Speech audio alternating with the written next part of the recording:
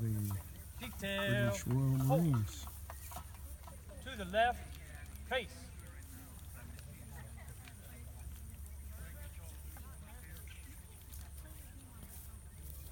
Rest. Rest your muscles. Well, welcome today, and thank you for coming out on such a fine fall day. It's good to see so many people loyal to His Majesty, good King George. You mean, No, sir. So what you see before you today is a detachment of His Majesty's Marines. Marines served on board ship. They were part of the Admiralty. They also served on board on land with the Army, with different Army elements during the Revolutionary War. The weapons you see that they're holding is called the second land pattern, often referred to as the Brown Bess musket. It's a 75 caliber weapon. You can throw a ball out to about 300 yards. Good luck hitting anything at that distance. More normal range to fire with these was about 120 yards. Preferred was 40 paces. That's close range. And we're going to do a firing demonstration. And I am told that perhaps once the firing begins that some rebel militia may take the field as well. Let's hope not. Something ugly could develop. Detail, handle your arms, shoulder your firelocks.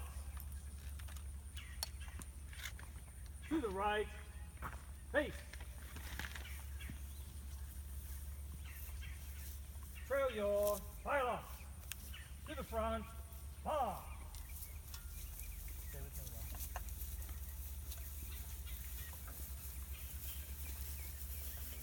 To the right, wheel, march. Sorry, I threw you off there. Detail, halt. To the left, face. Shoulder your firelocks. Now, one of the common misconceptions of the time period of linear warfare is that the British fought shoulder to shoulder. In fact, they didn't.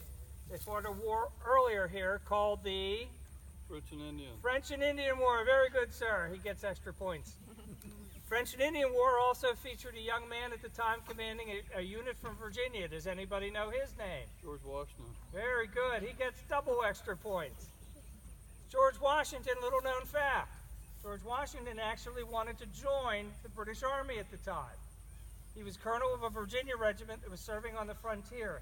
He wanted his entire regiment taken on the British establishment, and he would be made colonel. Now, earlier in the war, that had happened up in New York. But by the time George had applied to do that, the war had spun up and gotten a lot bigger, so the British politely declined. Also, little known fact, it was the second time George tried to join the British military. Does anybody know what the first time was? Do we have any 14-year-olds here? 15? 13? No? Well, George tried to join an organization known as the Royal Navy at that age. He tried to join as a midshipman. He had served with his half-brother Lawrence in an earlier war with the Royal Navy down in the Caribbean, and he thought it would be a good career because George was not the oldest son of the family, so he wasn't in line to inherit anything. So often second and third sons at that time went into the military. It was a good career, good way to make your advancement in life. He had his bags packed. He was at the front door. Who do you think stopped him? Augustine. How many mothers here would stop their sons? Augustine. Exactly. His mother stopped him. He said, "No, you are not going to do that." Can you imagine how history would have changed? If either of those two times George would have been accepted into His Majesty's arms. Darn. So, go to 20 years after the French and Indian War, and you have the conflict of the American Revolution. We'll talk about that in a little bit. First, we're going to do a firing demonstration with a 75 caliber musket, the Brown Bess. Handle your arms. Shoulder your firelocks. Now imagine, if you will, a battalion of men, often sometimes referred to as a regiment of 320 men, formed up like this. Corporal, are they at open order? They are not, sir. Open order. Open order. So, from the previous war, the French and Indian War, the British had learned how to fight here in North America. It was full of woods, not too many roads, lots of swamps and rocks and whatnot, some farms like this. Obviously, marching shoulder to shoulder the way they did in Europe wasn't going to work in here. So they loosened what's called their files. The files being the spacings of men between this way. So you see how they opened up at arm's length with each other? They didn't fight shoulder to shoulder. And they learned that from the previous war here, the French and Indian War. And this is the way they fought the majority of the American Revolution, at these open files. And they moved very quickly. They didn't move around like a bunch of robots at a very slow pace. Prime and load. So now you're going to see them go through the steps of loading and firing a musket. Robin, are you out there? Could you grab my musket, please?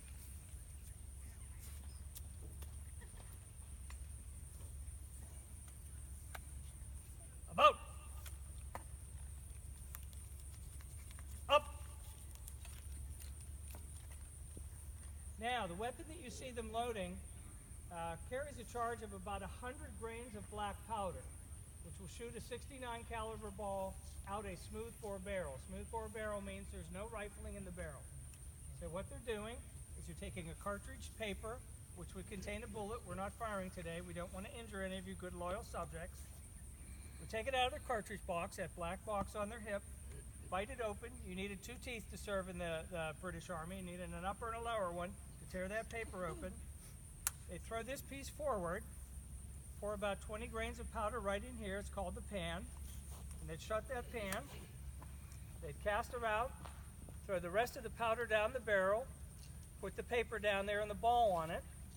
They'd take their ramrod out, and they load it that way. And a good soldier could fire about 3 rounds in a minute. Make ready. Yep. All right, we're going to take a vote. Who thinks we should shoot the park ranger? I don't think we should. No. God bless them, right? To the front by the half right wheel. March. Halt. Dress. Dress right.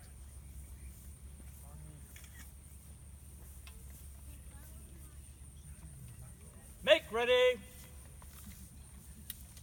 Present.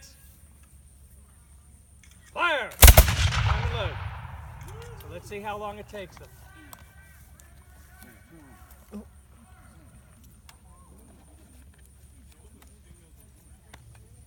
You folks will be fine, trust me. Corporal, you do the abouts and up. But the rebels already loaded up. Now, since we can't do an opposed tactical here today, due to the rules, I want you to imagine if these 2 forces were facing each other.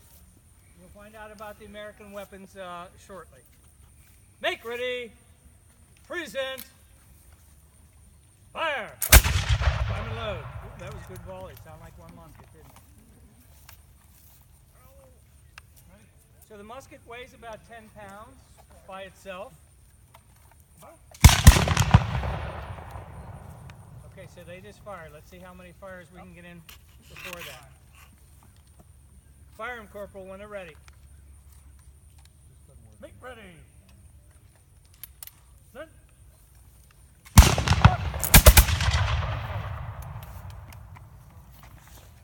Now the rifle, as you're going to find out, takes a little bit longer to load. Because of the rifle in there, the ball sits in there a little bit tighter. And on top of that, most of the rifles, the muskets, will have a wooden ramrod. Well, what did wood tend to do under stress? Break. So you had to be very, very careful when you were loading that ball because you're forcing it down. Who's firing faster? British. Right? It takes less time to, well, some of them are firing individually.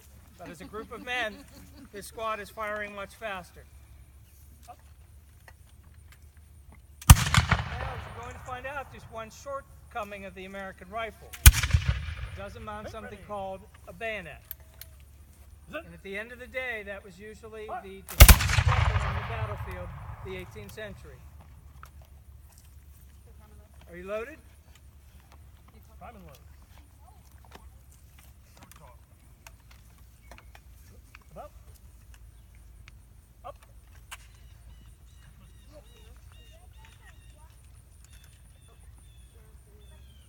Make ready. Present.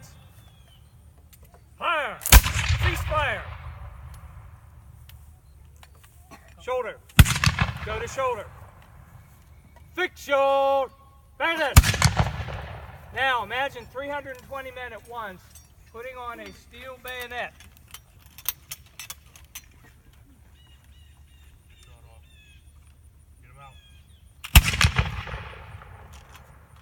Now the problem is, my soldiers are professional soldiers. These men here are militia. They're called up on short-term duty. How far away, if I lose a man, do I have to send to get a replacement? Yes. Nope. Even further than that, almost 3. And it takes a full year to train a soldier. So I don't want to stand here trading shots with these men, losing my professional soldiers to this rabble. So what am I going to do?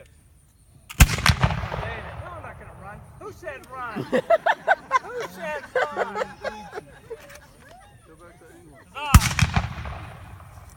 Shoulder your hillocks. To the front by the half right wheel. March. Hold. Dress. Dress right. Prepare to charge with bayonets. Back to England, get Charge in! with bayonets. To the front. March. And we've captured the cart.